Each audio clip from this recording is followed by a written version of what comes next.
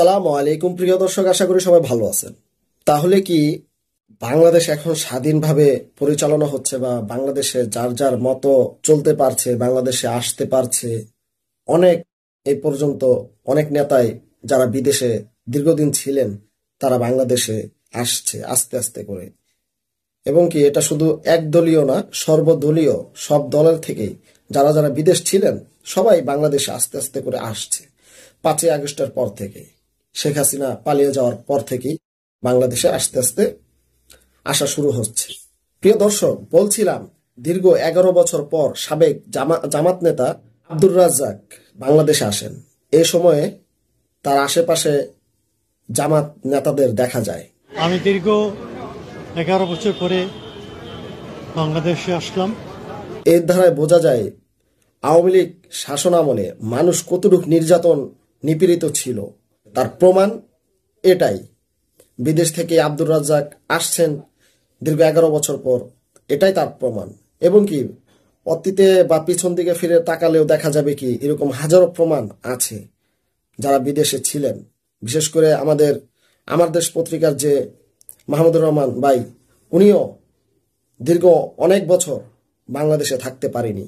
বাংলাদেশ জামাত ইসলামের উপর যতটুকু নিপীড়ন, নির্যাতিত, ঘুম, শিকার, অনেক নির্যাতন তাদের উপর দিয়ে চালানো হয়। আওয়ামী লীগ সরকার তাদের উপরে এমন স্টিম রোলার চালায়। একটা সময় দেখা যায় কি মানুষ নির্যাতিত হতে হতে একটা সময় সেই সমস্ত শাসকরা ভয় পায় নির্যাতন চালাতে। তারপরও শেখ হাসিনা সাবেক, উনি শেষ সময় এসেও কোনো অংশে কম করেনি।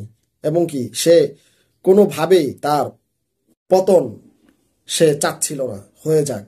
তার পতন ঠেকাতে শেষ পর্যন্ত এসেও সে গুলি চালায় ছাত্রদের উপর। এবং কি শুধু ছাত্র নয়, সমস্ত দেশের জনগণের বিরুদ্ধে গিয়ে দেশের জনগণকে মারে। এখানে একটা রিকশাওয়ালা পর্যন্ত বাদ পড়েনি।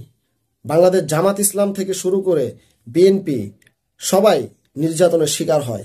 হাসিনা তার পতন ঠেকাতে পারেনি, তার পতন হয়েছে। বিদেশে তার ভয়ে যত মানুষই পলাতক ছিল কোনো কাজে আসেনি, তার পতন কিন্তু ঠিকই হয়েছে।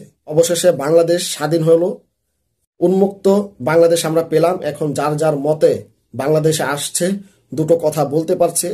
এটাই আমাদের স্বাধীনতা। এই স্বাধীনতার জন্য বিগত 16টা বছর মানুষ হাহাকার করেছে, কথা বলতে পারিনি। আজকে স্বাধীন বাংলাদেশে উন্মুক্তভাবে মানুষ কথা বলতে পারছে, মানুষ চলতে পারতেছে, ঘুরতে পারতেছে। নির্ভেজাল একটা দেশ হিসেবে এখন আমরা অবস্থান করছি। তারপরও কিছু সমস্যা আমাদের দেশের ভিতরে রয়ে গিয়েছে, কারণ এই দেশ থেকে এখনো পরিপূর্ণভাবে আওয়ামী লীগের লোকবল ছিল, তারা কিন্তু সরে যায়নি, তারা আছে এখনো। আব্দুর রাজ্জাক বাংলাদেশে আসছেন, এতে আপনাদের কেমন লাগতেছে, আপনাদের মতামত অবশ্যই জানিয়ে যাবেন। ভালো থাকবেন, সুস্থ থাকবেন। আল্লাহ হাফেজ।